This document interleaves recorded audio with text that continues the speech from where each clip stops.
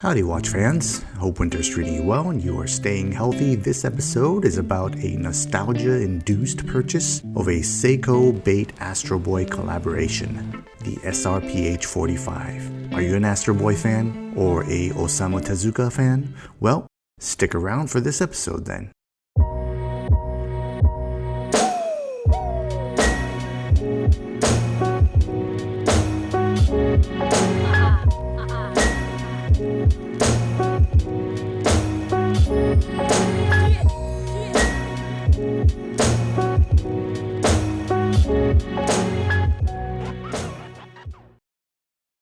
Now, I don't know about you, but the older I get, the bigger sucker I become for nostalgia. And it seems like big corporate knows all about this tendency, peddling nostalgia-inducing products to us stabler income gents and ladies. Hey you, with that steady paycheck and a few more bucks to burn, didn't get that Star Wars, or Power Rangers, or favorite comic book as a child? Well, don't feel. Heal. That's right. Heal that childhood trauma with a little retail therapy. Come relive a bit of that childhood wonder and amazement with this new bit of rekindled nostalgia. That's exactly how the big corporate guys try to sell it to you. Well, last October, as I was on the verge of getting 1 year older, I fell hook, line, and sinker for this nostalgia peddling with the SRPH45, a collaboration between Seiko, Bait, and the Astro Boy franchise. Now, for those of you not familiar with Astro Boy, or Tetsuwan Atomu as I knew him, he is one of the most famous creations by Osamu Tezuka, Japan's god of manga. And if you're not familiar with Osamu Tezuka, well, let's set that right with a little introduction. Now, Osamu Tezuka was born to well-to-do parents, Yutaka and Fumiko Tezuka, in Toyonaka, Osaka Prefecture on November 3rd, 1928. Osamu had two younger siblings, brother Hiro and sister Minako. Going by my favorite source of all things Osamu Tezuka, the illustrated biography, The Osamu Tezuka Story by Toshio Ban and Tezuka Productions, Osamu's parents moved the family to Takarazuka City in Hyogo Prefecture when Osamu was young. Takarazuka was a famous leisure and vacation town with hot springs and famous all-female Takarazuka musical troupe. Now, Osamu often credited his mother's nurturing of his desire to draw and illustrate, along with his early exposure to the stage and pageantry of Takarazuka, as major influences in his work. From an early age, Osamu seemed obsessed with drawing and storytelling. His talent was nurtured by his mother, and of course Osamu was driven by the recognition gained from his work. Bright, creative, and with a distaste for failure, Osamu loved science and space and entomology, which often led him to adventurous outings with friends into the forests and mountains in search of bugs.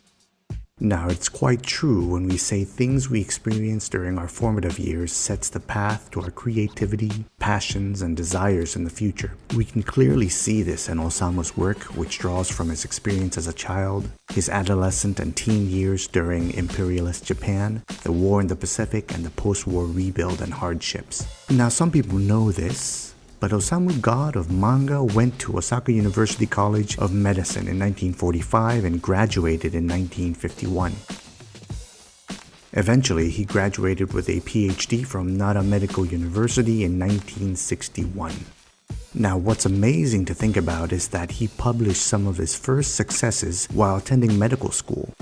His first professional work was published in 1946 in a serialized children's paper called Sho Kokumin Shimbun. Steadily publishing works, Osamu hit his first major success in manga shonen with Kimba the White Lion in the early 1950s. Amazingly, in the same year of his graduation from Osaka University, Osamu published Ambassador Atom with the first appearance of Astro Boy, or Tetsuwan Atomu, as a side character. On February 4th, 1952, the world met Tetsuwan Atom, soon to become one of Osamu's most cherished characters. Now, for this watch aficionado, my time with Atom came way after the serialized manga, comics, and black and white animations of the 1960s. No, I'm not that old. The new Astro Boy animation that debuted in the 1980s, well, maybe I am that old, was my bit of nostalgia, my first glimpse into the Osamu Tezuka creations. Introducing millions of kids to Atom, or Astro Boy, His brilliant but massively contemptuous creator Dr. Tenma, the kind Dr. Ochanomizu, and the good-natured, multi-talented Higeoyaji, and of course his little sister Uran. The Astro Boy of my childhood was a 52-episode anime created by Tezuka Productions and aired on Nippon Television Network from October 1st, 1980 to December 23rd, 1981. With a similar general plotline as the original animation from the 1960s, Osamu Tezuka clearly meant for the animation to reach a new generation of fans, with a more modern perspective of the future and, oh my goodness, color. For little kids like myself, the action-packed robot battles, simple but touching storylines, and zany characters were like visual candy, really. I mean, what little kid didn't want to fly around on rocket-powered legs and kick robot butt like the mighty Atom? Now, Tetsuwan Atomu, at the height of its popularity, was ubiquitous in manga, comics, anime, toys, video games, clothes, backpacks, and pretty much everything under the sun. Legend has it that a certain obscure watch aficionado that shall not be named may or may not have had a pair of Tetsuwan Atomu undies and socks. And with that bit of oversharing, let's snap back to October 8th, 2021, and the launch of the Seiko Bait Tetsuwan Atomu SRPH45. Now, I ordered the SRPH45 as soon as it went on sale from the Seiko website, putting in my order on October 8th. I paid the full retail price of $460 USD, and with tax it came up to be about $47.50 extra for a total of $507.15. Now I can hear some of you grimacing at the fact that I paid $500 for a Seiko SRPH or a Seiko 5 Sport watch, since I most likely could have gotten it at a discount after release at some point. But for me, one, I don't mind paying a little more to make sure that I get an authentic product from the manufacturer, and two, it was a birthday gift present to myself, and if you can't splurge on your birthday, then when can you really splurge a bit?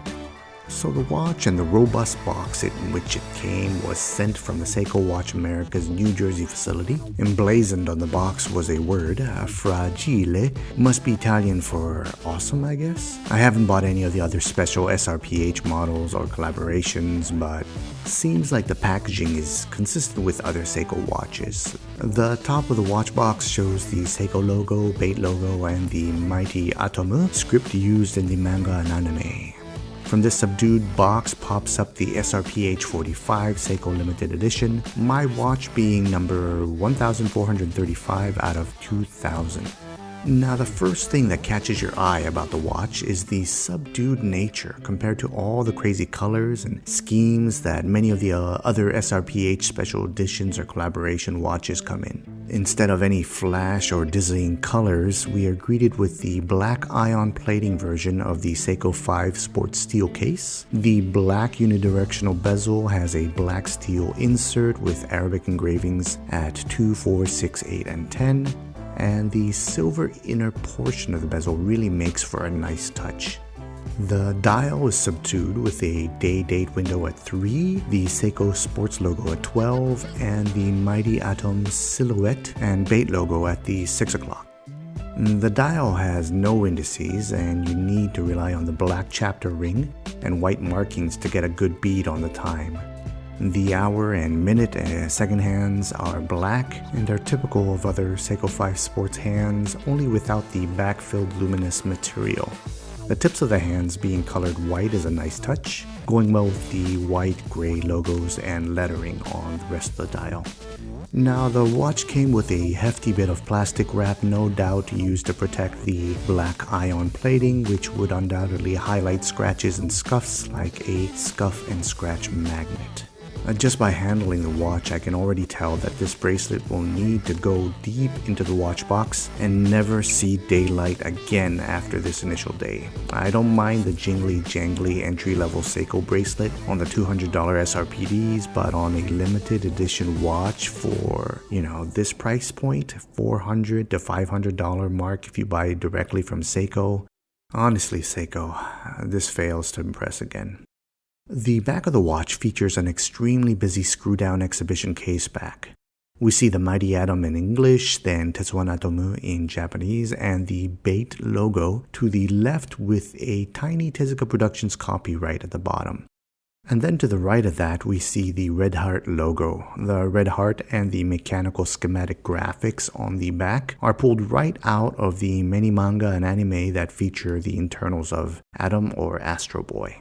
As mentioned, this particular watch is number 1435 out of 2000, which is painted on the edge of the screw-down PVD and mineral glass case back. Now, in terms of general stats, we are looking at a typical Seiko 5 sports dimensions, 42mm wide, 45.8mm if you include the crown.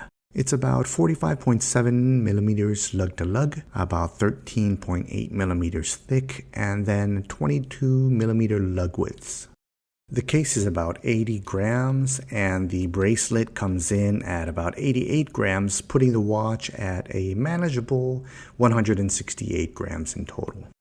And unlike the 1000 horsepower Astro Boy, the watch runs on the reliable Seiko 4R36, the 24 jewel 21.6 thousand BPH, automatic watch movement with seconds hacking and manual winding with a 41-hour power reserve. And typical of the Seiko 5 divers, with the display case back and without a screw-down crown, Seiko rates this as a 330 feet or 10-bar watch, which is plenty of depth strength in my opinion for the occasional pull or dip in the Puget Sound if you're around Seattle. Now, the question on people's minds on this one is probably whether it was worth the $460 price tag buying directly from Seiko given the hundreds of options of that price range. And really, in order to answer this question fairly, we need to look at what makes this Seiko 5 Sport-based limited edition special or unique. Now, one of the many gripes we hear about Seiko is that they get a little bit too happy with the limited edition angle. I mean, limited edition this, limited edition that. Let's be clear, it is definitely not the limited edition moniker on this SRPH45 that makes it special. No, what makes this special is the well-balanced approach to making a Tetsuwan Atomu collaboration watch. What I'm saying is that with a wealth of anime, manga, and art materials on the Astro Boy character, I would imagine it would have been fairly easy to load the watch up with design and a ton of references in colors, graphics, but instead Seiko and BATE approached it in a more subtle and light touch approach.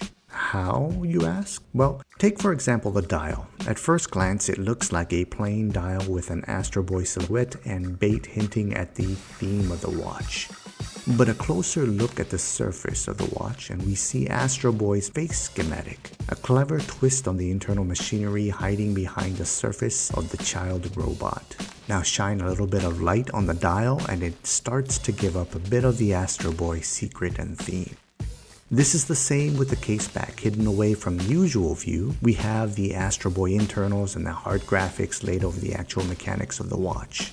See, what makes the SRPH45 special is that it's less in your face, but a more subtle approach to showing your Astro Boy fanaticism. As an Astro Boy fan, I think it's incredibly fun to have a watch that lets your inner child, that anime and manga freak flag, fly without looking like you're wearing a toy watch. Basically, the watch lets you wear a bit of fun and nostalgia while appearing very much like an adult. You get the reliability of the 4R36, a crisp and satisfying rotating bezel, all in a sufficiently murdered out watch, so I think this one is a win for any Astro Boy fan. Now, that's not to say that this is perfect. Aside from the aforementioned jangly bracelet, I take issue with three things. Number one on that list, the dial needs a great deal of shine from a retina burning light source to reveal the green luminous schematic design. And number two, Seiko seems to have screwed up and failed to put any Lumibright on the hands or the chapter ring, making this watch pretty much useless in the dark. Obviously, the intern used up all the Lumibright in that cool schematic design on the dial. And finally, number three, the lack of upgrades Seiko fails to put on a special edition. Now don't get me wrong, I love the graphics and the special design features, but would it really kill you, Seiko, to put a sapphire crystal or an Astro Boy NATO to put a bit more value for that $400 to $500 retail price tag? Then again, those of us who love Seiko know that their value proposition has been steadily falling over the years as it searches for that almighty margin. So there you have it, watch fans, a little introduction to Osamu Tezuka and Astro Boy. I'll leave you with that ever-catchy Astro Boy jingle snippet. For the full episode, I've included a link to the Nozomi Entertainment YouTube channel featuring the Birth of the Atom episode from January 1st, 1963. As we always say around these parts, no matter what you're wearing, whether it's a Astro Boy Tribute Seiko, or a 1963 Omega Speedmaster. You do you. And remember, in the immortal words of the great Humpty Hump from the Digital Underground, do what you like. Peace.